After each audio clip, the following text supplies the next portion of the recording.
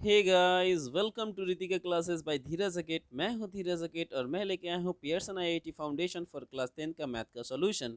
अभी तक हम लोगों ने 5 चैप्टर कंप्लीट कर चुके हैं और आज से हम लोग डिस्कस करने जा रहे हैं छठा चैप्टर, जिसमें हमें पढ़ना है सेट रिलेशन एंड फंक्शन। ठीक है, तो सबसे पहले हम लोग डिस्कस करने जा रहे हैं। सबसे पहले हम लोग क्या डिस्कस करेंगे? सेट। इसके बाद रिलेशन और फंक्शन हम लोग डिस्कस करेंगे। ठीक है, तो सेट होता क्या है? सेट जो होता क्या है, तो जैसा कि अगर मान लिया जाए आपके पास जैसे किसी भी चीज़ का कलेक्शन होगा। जैसे आपके पास कपड़ों का कलेक्शन हो, कि आपके पास जूतों का कलेक्शन हो, आपके पास कैप्स का कलेक्शन हो। तो जो आपका कलेक्शन ऑफ एनीथिंग जो हो, उसी को हम लोग सेट बोलते हैं। ठीक है, जैसा अगर हम देखें सेट का जो डिफिनेशन देखेंगे, तो वो होता है a set is a well defined collection of objects. ठीक है, जैसे मान लो मेरे पास 4 ऑडी है। ठीक है, 4 ऑडी है। मेरे पास 5 हायाबुसा है। मेरे पास मेरे पास 6 आपके पास BMW हो जाएगा। ठीक है, मेरे पास 6 BMW हो जाएगा। ठीक है, मेरे पास और क्या बोल सकते हैं, ऐसे है नहीं, ये सब मेरे पास है नहीं, लेकिन मैं बोल देता हूँ। तो ये जो कलेक्शन जो मैं अपना दिखाऊंगा आपको, तो ये क्या हो जाएगा? एक सेट हो जाएगा और इसी को हम लोग डिफाइंड करेंगे। तो इसी को हम लोग बोलते हैं सेट। ठीक है, अच्छा, अब हम अगर देखें आगे हमारा क्या है, एलिमेंट ऑफ सेट। ठीक है, जैसे अगर मैंने बोला कि मेरे पास कलेक्शन क्या क्या है, ऑडी का, हायाबुसा का, BMW का, आपको और भी बहुत सारे ब्रांड मिल जाएंगे। ठीक है, जैसे दुगाटी का। ठीक है, और भी बहुत सारे ब्रांड हैं। तो इन सब का जो कलेक्शन होगा वो सेट होगा। अब ये जो कलेक्शन में जो हम नंबर शो कर रहे हैं, जैसे मेरे पास 4 ऑडी, 5 हायाबुसा, 6 BMW, 10 डुगाटी। ठीक है, तो ये सारे जो ये नंबर्स जो हैं, ये एलिमेंट्स होते हैं एक सेट का। ठीक है, ये जो नंबर्स होते हैं, जैसे मान लो कोई मेरे पास एक सेट है, जैसे मेरे पास n एक सेट है। n जो है नेचुरल नंबर, वो सेट जो है नेचुरल नंबर को रिप्रेजेंट करता है। तो हमारा जो सेट लिखने का तरीका क्या होगा, तो हम लोग इसको मिडिल ब्रैकेट से लिखते हैं। हम लोग जो है इसको मिडिल ब्रैकेट से इस तरीके से लिखते हैं। ठीक है, और इसके अंदर जितने भी एलिमेंट होंगे वो लिखेंगे। जैसे 1 2 3 4, ये सब क्या है? नेचुरल नंबर का एक सेट है। अगर होल नंबर का हम लोग अगर सेट लिखें, तो जीरो से लेके जितना भी आगे बढ़ जाए इन्फिनिटी तक, तो ये होल नंबर का एक सेट हो जाएगा। अगर हम इंटीजर्स की बात करें, तो हम लोग जीरो से लेके प्लस माइनस जितने भी नंबर हैं, तो ये इंटीजर्स का सेट हो जाएगा। ठीक है, तो सेट हमारा जो है इस तरीके से ये एलिमेंट्स होते हैं। ठीक है, आगे बढ़ते हैं। सेट को रिप्रेजेंट करने के लिए दो तरीका है हमारे पास। एक होता है रोस्टर फॉर्म या लिस्ट मेथड भी बोल सकते हैं, और एक होता है सेट बिल्डर फॉर्म। ठीक है, दो मेथड होता है। ठीक है, तो अगर अगर हम लोग किसी चीज़ को, अगर मान लो मेरे पास एक सेट है, जैसे मान लो ये जनवरी का सेट है। तो अब जनवरी का सेट को लिखने के लिए हमारे पास ये डब्लू जो है, कौन कौन से ये है, तो जनवरी में ए है, जे है, एन है, आर है, यू है और वाई है।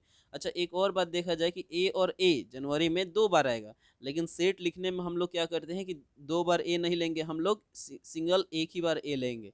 ठीक है, क्योंकि सेट में जो एलिमेंट्स का जो नंबर होता है वो रिपीट नहीं होता है। ठीक है, तो जैसे मान लो मेरे पास अगर दो दो दो चॉकलेट और दो कुछ और, जैसे ये ऐसे दे रहा है, तो लेकिन हम जो ये दो नंबर है इसको बस एक ही बार रिप्रेजेंट करेंगे, 2 बार नहीं करेंगे। ठीक है, तो अगर नंबर में जो अगर हम लोग लिखें, तो उसको हम लोग बोलते हैं रोस्टर फॉर्म। ठीक है, जैसे मान लो एम मेरा एक सेट है, तो इसको रोस्टर फॉर्म में कैसे लिखेंगे? 3 6 9 12 15 और 18। ठीक है, तो ये जो नंबर में लिखा हुआ है, नंबर में या अल्फ़ाबेट में लिखा जाता है, तो इसको हम लोग बोलेंगे रोस्टर फॉर्म। ठीक है, लेकिन इसी चीज़ को अगर हम लैंग्वेज में लिख दें, जैसे ये एम मेरे पास जो सेट है वो है 3 6 9 डैश डैश डैश ऐसे करके, और इसी को अगर हमें सेट बिल्डर फॉर्म में होता तो हम इसको लैंग्वेज फॉर्म में लिखते हैं।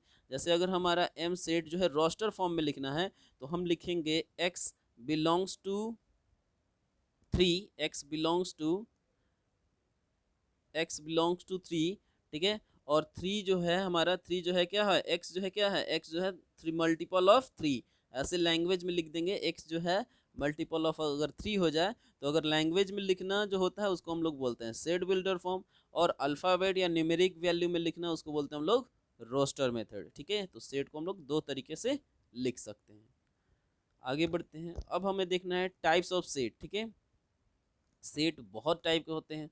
जैसे मान लो किसी के पास जैसे मान लो मेरे पास कुछ भी नहीं है, अगर कुछ भी नहीं है तो हम अगर किसी के पास कुछ नहीं है या मेरे पास कुछ नहीं, मेरे पास कोई भी बाइक नहीं है, तो हम लोग क्या बोलेंगे कि इसको वॉइड सेट बोलेंगे। ठीक है, वॉइड या नल या इम्पिटी मतलब मेरे पास खाली है।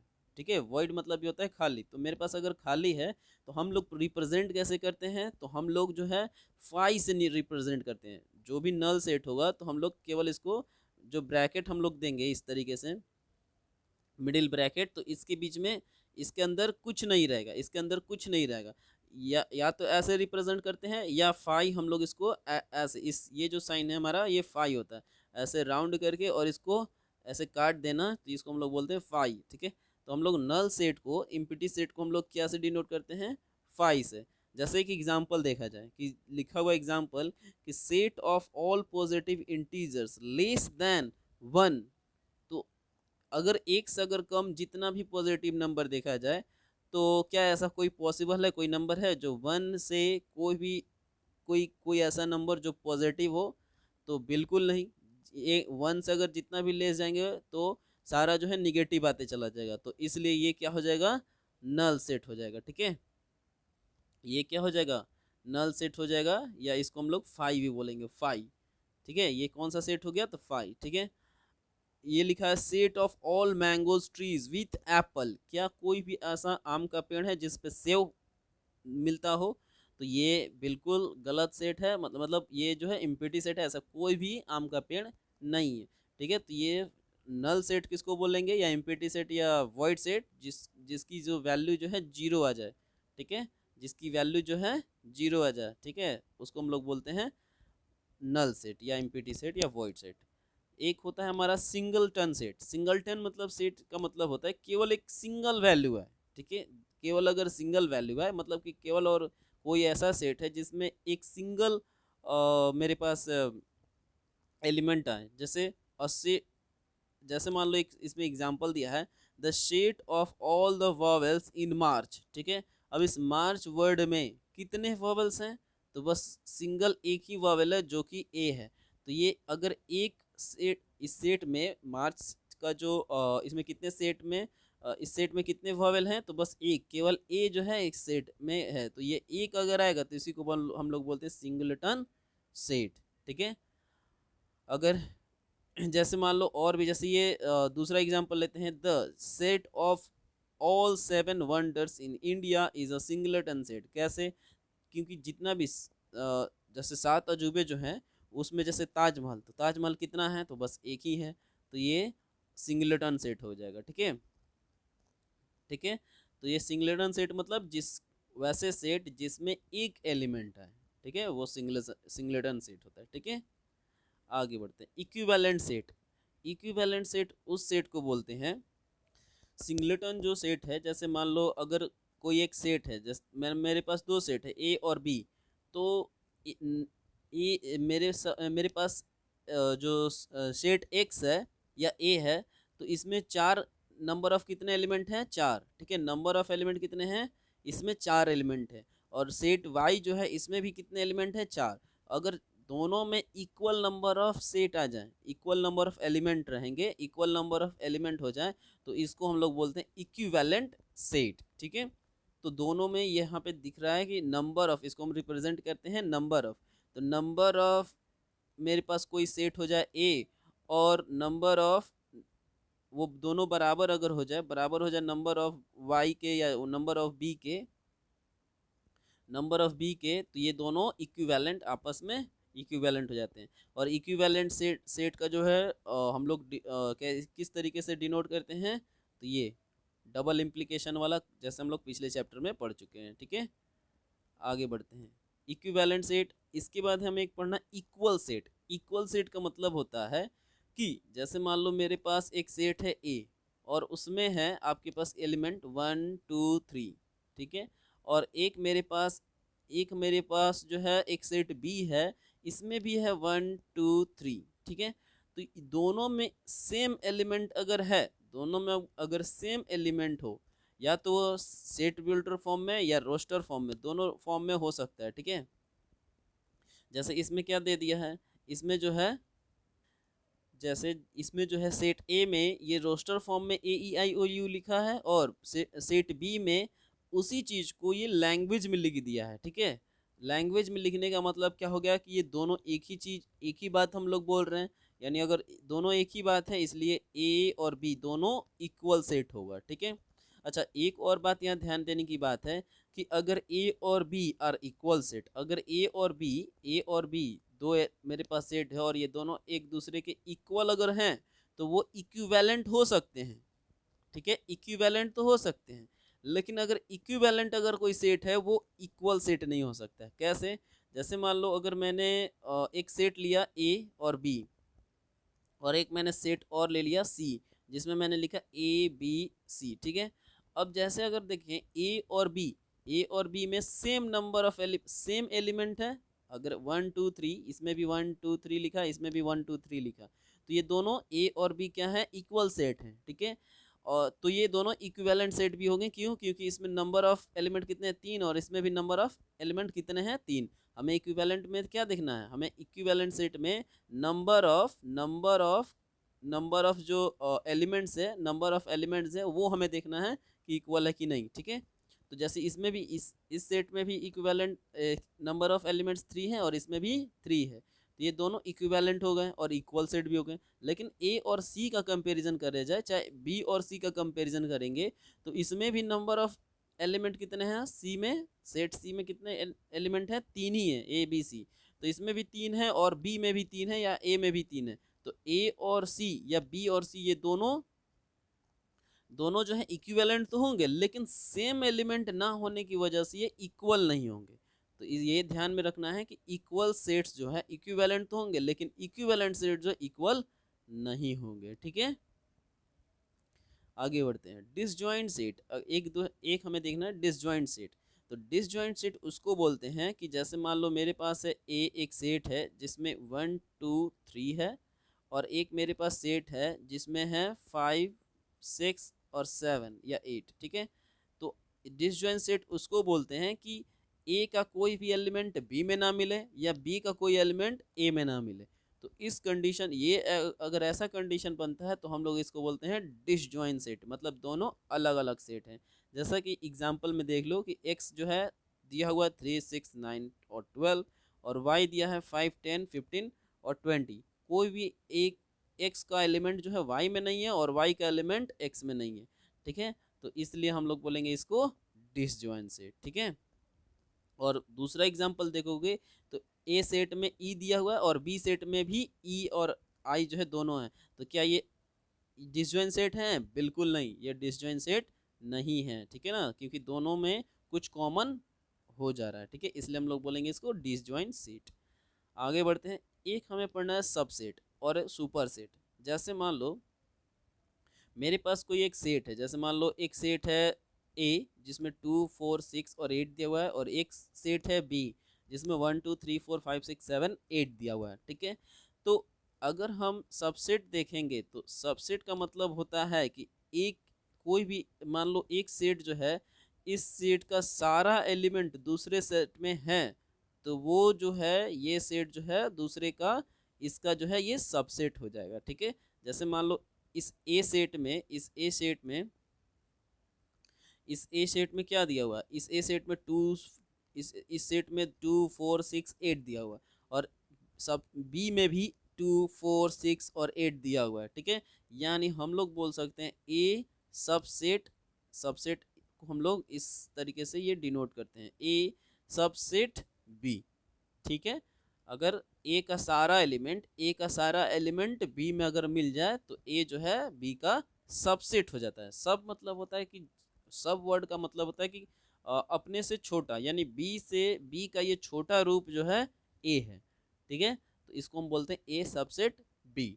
और इसी तरीके से अगर इसका अपोजिट कर दें, ठीक है, तो अगर बी बी का सारा एलिमेंट ए में है, ठीक है, बी का सारा एलिमेंट ए में है, तो ए अगर सबसेट होगा बी का, तो बी जो है सुपर सेट हो जाएगा ए का, ठीक है। बी जो है सुपर सेट हो जाएगा, सुपर सेट जो है इस डायरेक्शन में हम लोग शो करते हैं, ठीक है, और सबसेट जो है इस डायरेक्शन में, ठीक है। तो सबसेट जो होता है समझ में आ गया, आगे बढ़ते हैं। एक होता है हम लोग को प्रॉपर सेट पढ़ना है, प्रॉपर सेट। प्रॉपर सेट जो है, प्रॉपर सेट भी सबसेट की तरह होता है कि ए, अगर ए सबसेट अगर बी होगा और ए और बी नॉट इक्वल टू होगा, दोनों अगर बराबर नहीं होंगे, ए सेट और बी सेट जो है आपस में बराबर नहीं होने चाहिए, ठीक है, तब जाके हम क्या कहेंगे, ए जो है प्रॉपर सबसेट होगा बी का, और इसको हम लोग डिनोट करते हैं इसी तरीके से, यानी सबसेट की तरह से ही, ठीक है। तो एक बात हमेशा याद रखना है कि जैसे मान लो अगर ए सबसेट अगर बी होगा, ए सबसेट होगा बी का, तो नंबर ऑफ, जैसे ये अगर सबसेट है, ए जो सबसेट है बी का, यानी ए में कम नंबर ऑफ एलिमेंट होने चाहिए और बी में ज़्यादा नंबर ऑफ एलिमेंट होने चाहिए। तो ये बात ध्यान में रखना है कि नंबर ऑफ एलिमेंट इन ए ये लेस देन होना चाहिए नंबर ऑफ एलिमेंट बी, ठीक है, तब जाके इसको हम लोग सबसेट बोलेंगे, ठीक है, प्रॉपर सबसेट बोलेंगे, ठीक है। एक हमें देखना है पावर सबसेट। पावर सबसेट में क्या होता है कि जैसे मान लो कोई एक मेरे पास सेट है, जैसे मान लो मेरे पास एक सेट ए है और इसमें एलिमेंट है 1 2 3, ठीक है, 3 एलिमेंट है। तो इसका पावर सबसेट क्या करेंगे, तो पावर सबसेट निकालने के लिए जितने भी नंबर ऑफ एलिमेंट होते हैं, इसमें टोटल कितने नंबर ऑफ एलिमेंट है, 1 2 3, टोटल 3 एलिमेंट हैं, ठीक है। तो टोटल 3 एलिमेंट हैं, तो इसका जो है पावर सेट कितना होगा, तो हम लोग क्या करते हैं 2 का पावर n, 2 का पावर n जो है ये पावर सेट होता है। 2 का पावर n जो हम लोग लिखते हैं, जो यहाँ पे जैसे ये 2 का पावर 3 है तो 2 का पावर 3 दे देंगे, यहाँ जैसे 3 एलिमेंट है तो 2 का पावर 3 कर देंगे, यानी इसके टोटल कितने पावर सेट बनेंगे, टोटल 8 पावर सेट बनेंगे। जैसे कि एक एग्जांपल में दिया हुआ है कि लेट ए जो है XYZ मैंने मान लिया, ठीक है। तो इसमें जो है इस ए सेट का कितना ऐसे सेट बन सकते हैं, तो या तो हो सकता है ए का एक ऐसा सेट बने जिसमें कुछ ना हो, यानी 5 हो सकता है एक केवल एक्स हो सकता है केवल वाई हो सकता है केवल जेड हो, या हो सकता है एक्स वाई हो केवल, या हो सकता है केवल एक्स जेड हो, या केवल हो सकता है वाई जेड हो जाए, या हो सकता है एक्स वाई जेड तीनों हो, ठीक है। तो टोटल कितने बन गए, 1 2 3 4 5 6 7 और 8।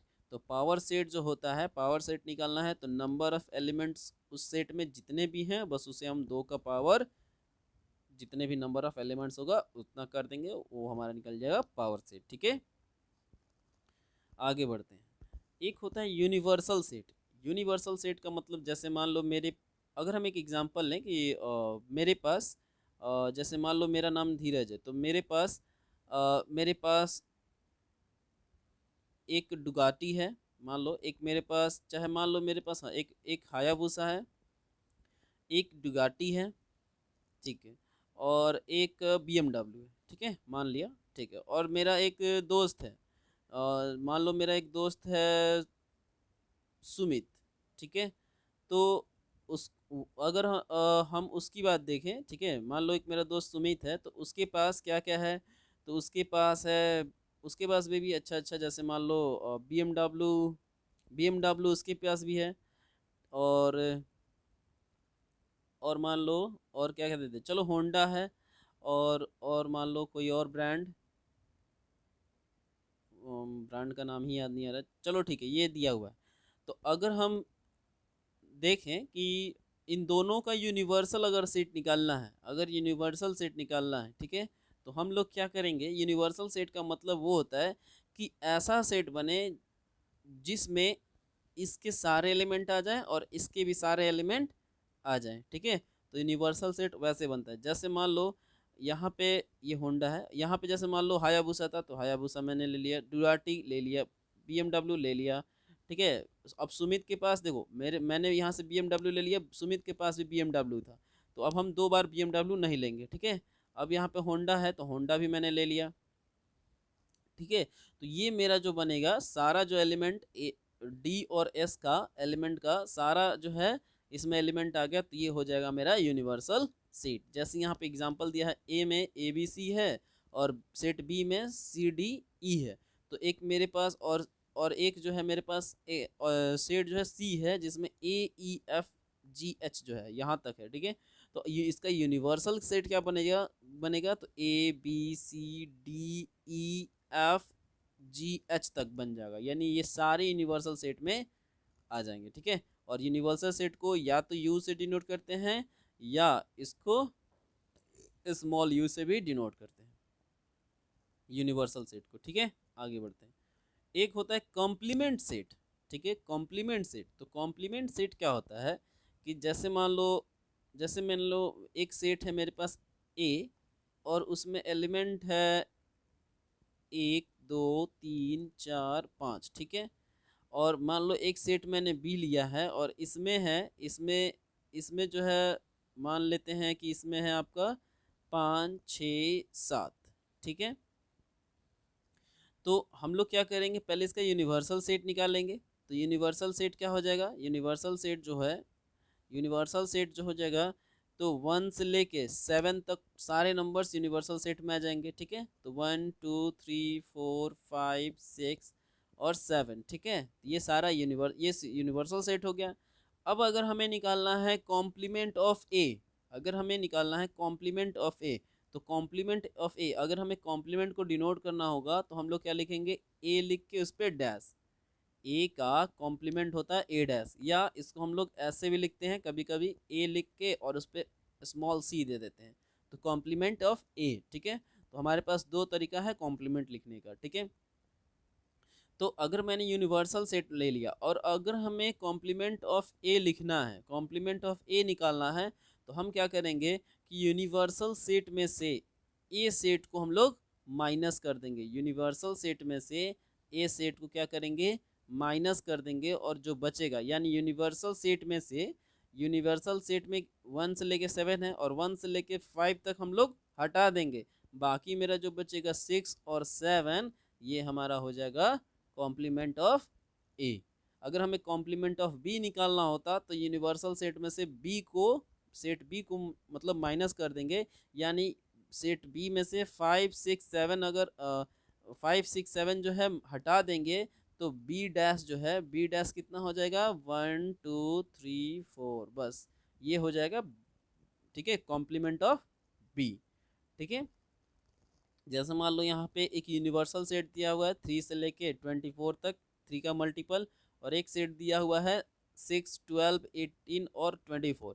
तो ए डैश अगर निकालना है तो ए डैश का मतलब हो गया कि इसमें 6 है तो 6 गायब, 12 है तो 12 हट जाएगा, 18 है तो 18 हट जाएगा, और 24 है तो 24 हट जाएगा। तो ए डैश बचेगा क्या, तो 3 बचेगा, 9 बचेगा, 15 बचेगा, 21। तो 3 9 15 और 21, ये होता है हम लोग का कॉम्प्लीमेंट सेट। आगे बढ़ते हैं। अब हम लोग को देखना है कि अब इतना सारा टाइप्स हम लोग पढ़ लिए सेट का कि कौन कौन कितने कैसे बहुत सारे सेट होते हैं, और अब हमें देखना है कि किस तरीके से ऑपरेशन किया जाता है, मतलब कि अगर दो सेट दिया हुआ है और उसको कैसे सॉल्व करेंगे, ठीक है। क्वेश्चन अगर इस तरीके से है तो कैसे सॉल्व करेंगे। तो क्या होता है कि अगर यूनियन ऑफ सेट निकालना है, यूनियन, ठीक है। यूनियन ऑफ सेट का मतलब होता है कि यूनियन का मतलब होता है क्या कि एक हम लोग कंबाइंड हो जाए, ठीक है, मजबूत हो जाए, ठीक है। तो यूनियन का मतलब होता है कंबाइंड कर देना। तो एक मेरे पास सेट ए है और एक मेरे पास सेट बी है, और इनका यूनियन अगर निकालना है तो हम लोग यूनियन को इस तरीके से डिनोट करते हैं। अगर ए यूनियन बी अगर हमें निकालना है तो हम लोग लिखेंगे ए यूनियन बी इस साइड, इस तरीके से। तो अगर हमें यहाँ पे दिया हुआ है ए और बी सेट और हमें यूनियन निकालना है तो हम क्या करेंगे कि यहाँ पे लिखा भी है कि ए यूनियन बी जो है, हम क्या करेंगे, इसका सारा एलिमेंट और इसका सारा एलिमेंट, ये दोनों एलिमेंट जो है मिक्स करके लिख देंगे, ठीक है। तो वो हो जाता है ए यूनियन बी। जैसे मान लो मेरे पास है एक सेट है ए जिसमें मैंने लिखा ए ई आई ओ यू, ठीक है। और एक सेट है मेरे पास बी और वो मैंने दे दिया बी सी डी, ठीक है। तो अब हम अब आपसे पूछें कि ए यूनियन बी क्या होगा, तो ए यूनियन बी जो है ये हो जाएगा ए के सारे एलिमेंट और बी के सारे एलिमेंट ये मिक्स हो जाएंगे, यानी ए बी सी डी ई आई ओ और यू, ये सारे एलिमेंट जो हो जाएंगे ए यूनियन बी। यूनियन का मतलब मिक्स कर देना है, ठीक है, सारे एलिमेंट ए का और सारे एलिमेंट बी का मिक्स कर देना, तो वो हो जाएगा ए यूनियन बी, ठीक है। अच्छा, अगर हमें दूसरा देखना, इंटरसेक्शन ऑफ सेट, इंटरसेक्शन अगर निकालना है, अभी हमने यूनियन देखा, तो यूनियन में हम क्या करते हैं कि दोनों सेट का जितना भी एलिमेंट है उसको मर्ज कर देते हैं, लेकिन इंटरसेक्शन में क्या होगा कि इंटरसेक्शन को पहले ये इस तरीके से डिनोट करते हैं, यूनियन का अपोजिट होता है।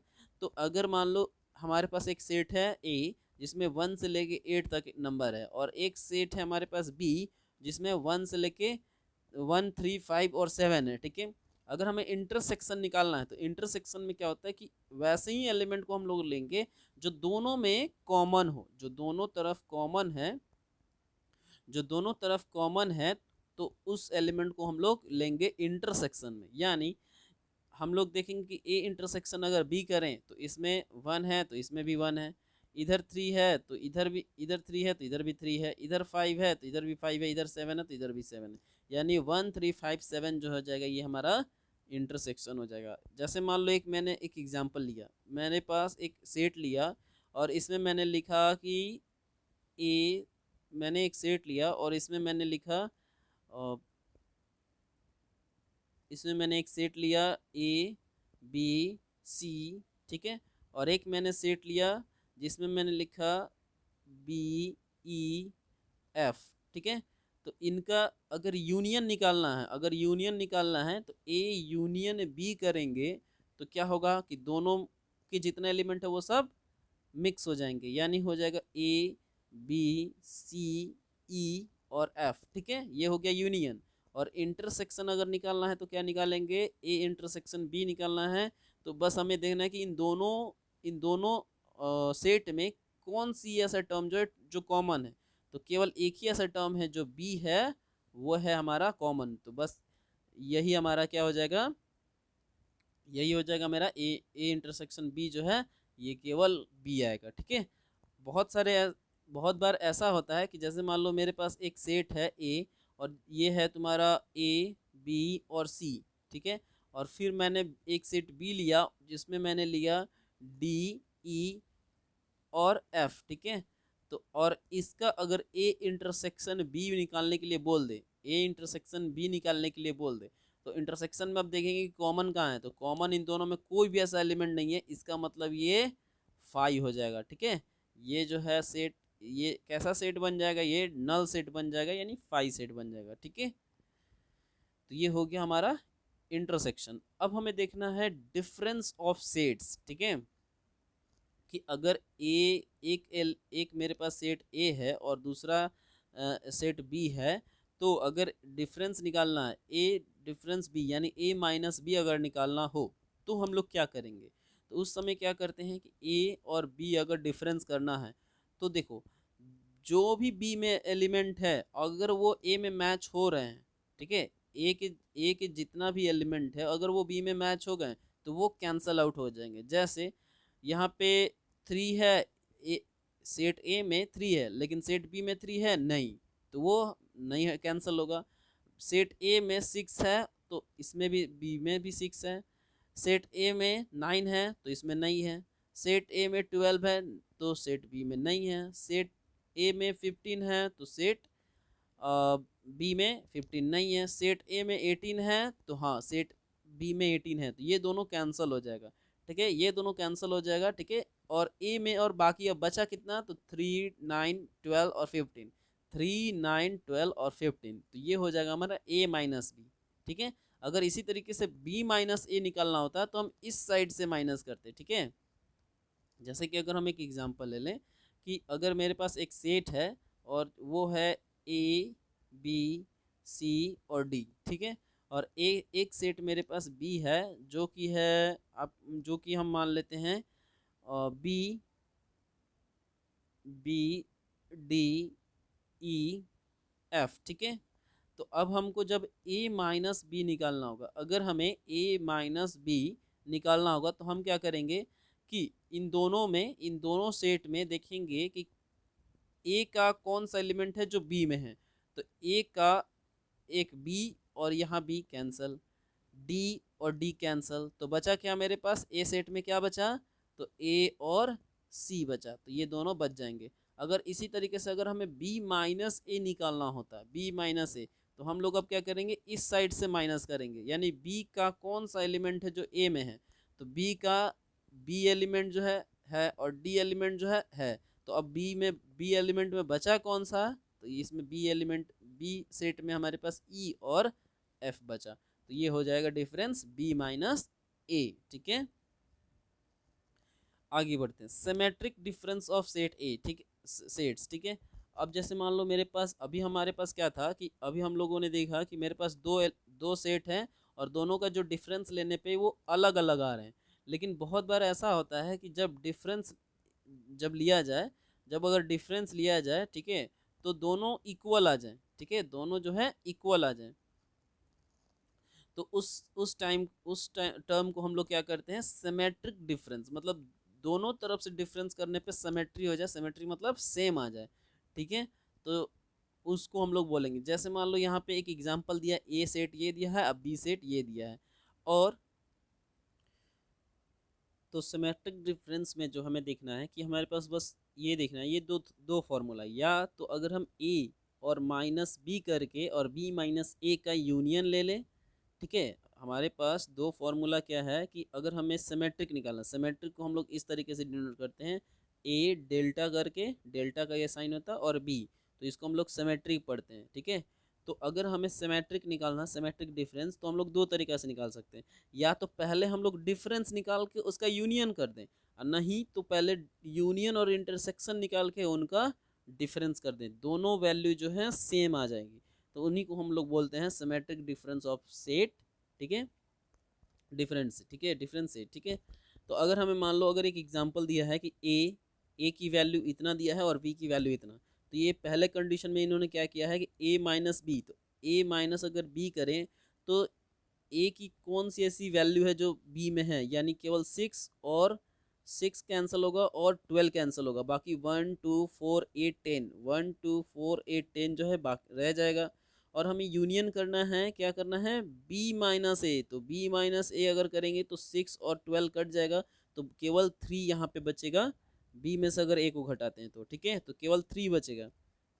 और इन दोनों का अगर यूनियन कर दें तो हमारे पास आ जाएगा 1 2 3 4 8 10। ठीक है, तो ये हो जाएगा हमारा सिमेट्रिक डिफरेंस। ठीक है, सिमेट्रिक डिफरेंस ऑफ सेट ऐसे, ये तो अपने तरीके से निकाला एक फार्मूले लगा के, अगर हम ये दूसरा फार्मूला लगा के हम लोग प्रूव कर दें तो भी जो है इतना आंसर आना चाहिए।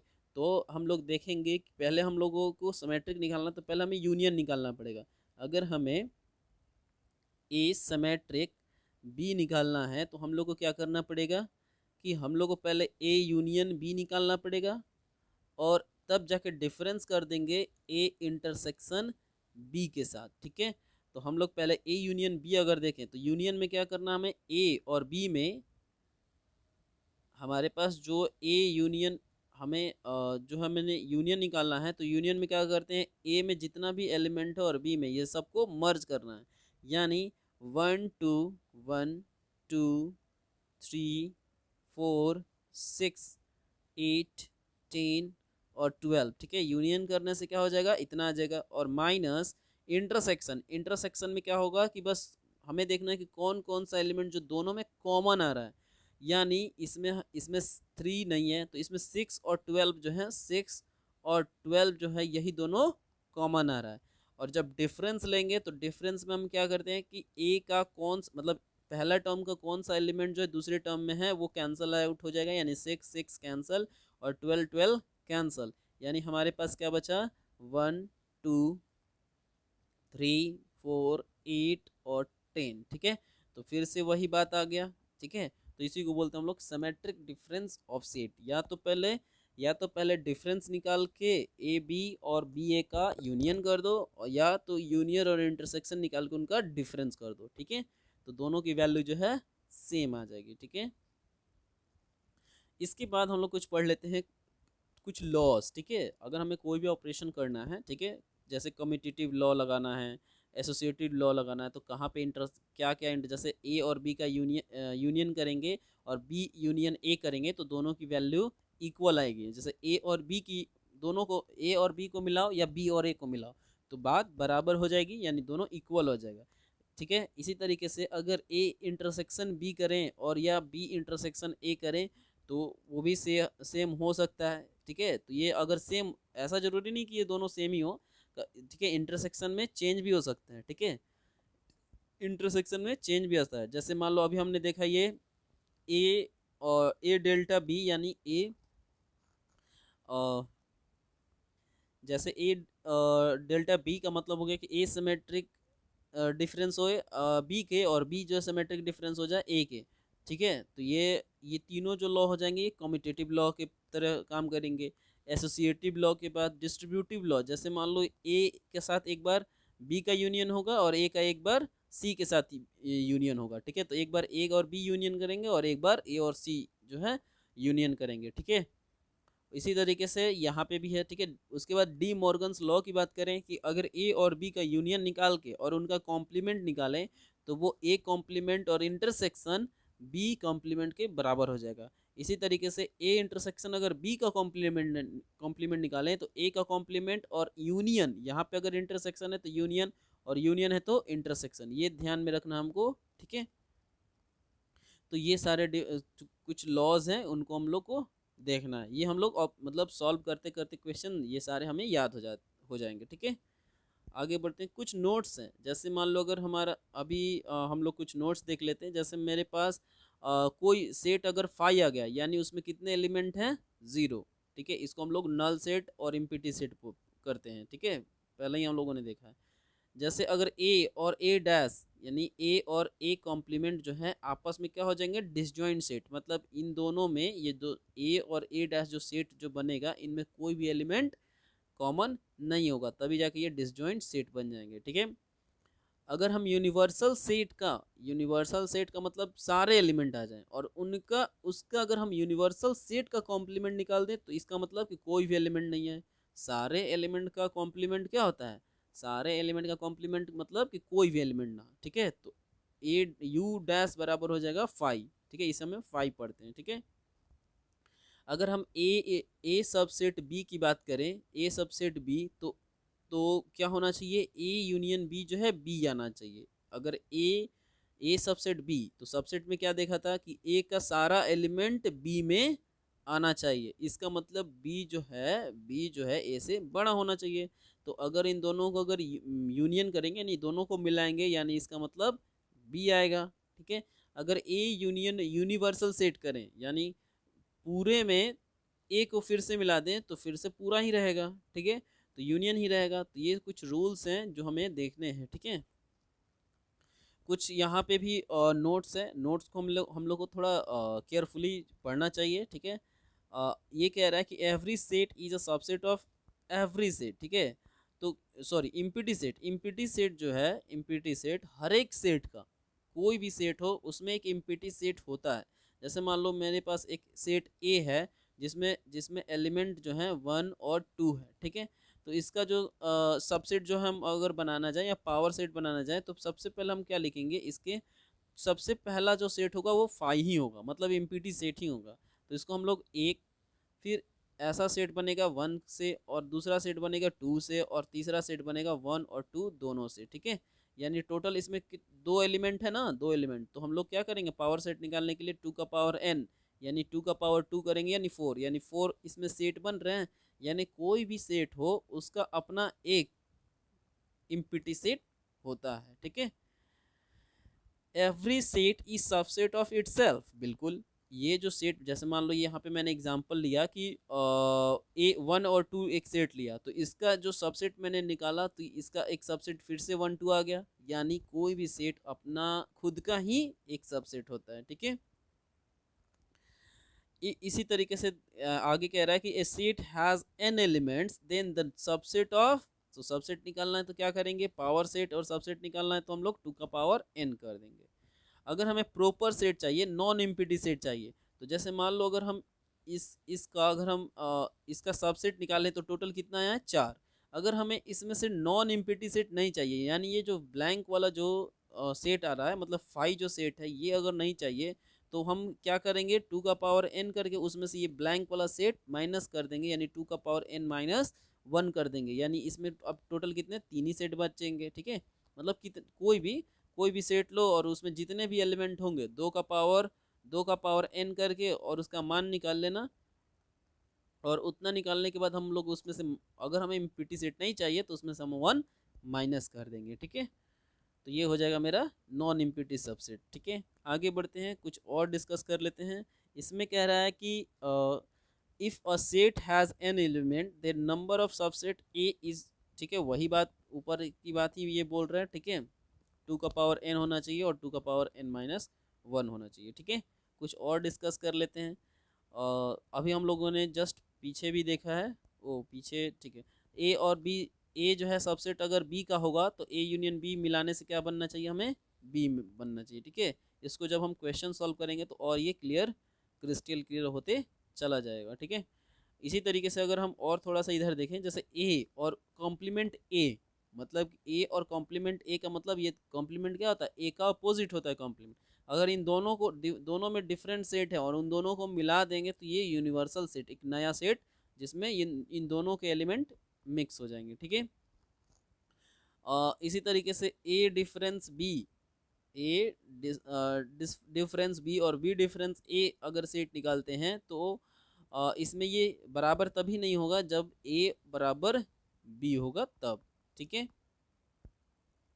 इसी तरीके से आगे देखते हैं कुछ और नोट्स। जैसे ये कह रहा है कि ए और B are disjoint set. Disjoint set का मतलब क्या होता है कि ए और बी में जितने भी एलिमेंट है कोई भी एलिमेंट कॉमन ना हो, और जब इनका इंटरसेक्शन निकालेंगे ए और बी का, जब कोई भी एलिमेंट कॉमन ही नहीं है तो कुछ नहीं आएगा, तो जीरो आ जाएगा, यानी फाइव आ जाएगा। ठीक है, इसी तरीके से ए और से ए सबसेट बी है तो ए इंटरसेक्शन बी करने से ए आ जाएगा। देखो अभी हमने क्या देखा, ए अगर सबसेट बी रहा, ए सबसेट, अभी हम लोगों ने जस्ट थोड़ी देर पहले देखा है कि अगर यहाँ पे देखो ए सबसेट अगर बी है तो ए यूनियन बी करेंगे तो बी आएगा, लेकिन ए सबसेट अगर बी है तो ए इंटरसेक्शन बी करने से ए आएगा। इंटरसेक्शन में पहला वाला आएगा और यूनियन करने में बाद वाला आएगा। ठीक है, इसी तरीके से ए इंटरसेक्शन यूनियन करें, ए और इंटरसेक्शन यूनियन करें, यानी यूनियन का जितना भी एलिमेंट होगा वो सब ए में मिलेगा, यानी ए जो है इसका क्या हो जाएगा, फाइनल आंसर हो जाएगा। ठीक है, अगर ए इंटरसेक्शन फाइव करें, मतलब ए और फाइव, मतलब फाइव में कोई एलिमेंट नहीं है और ए में कुछ एलिमेंट होगा, तो इन दोनों में कॉमन करेंगे तो क्या निकलेगा, फाइव ही निकलेगा, क्योंकि दोनों में दोनों में अलग अलग एलिमेंट मिलेंगे। ठीक है, तो ये कुछ रूल्स हैं और इनका ऑपरेशन हम लोग कर, मतलब कैसे किया जाता है ये सब देखना है। तो हम लोग नेक्स्ट जैसे क्वेश्चन सॉल्व करेंगे उसमें हम लोग ये सारे ऑपरेशन को यूज़ करेंगे। ठीक है, तो अभी के लिए फ़िलहाल इतना ही, और आगे हम लोग पहले डिस्कस करेंगे रिलेशन और फंक्शन। ये अभी फ़िलहाल के लिए सेट हम लोगों ने डिस्कस किया, अब आगे रिलेशन रिलेशन अब डिस्कस करेंगे और फंक्शन डिस्कस करेंगे। ठीक है, ठीक है, तो इतना के लिए थैंक यू सो मच।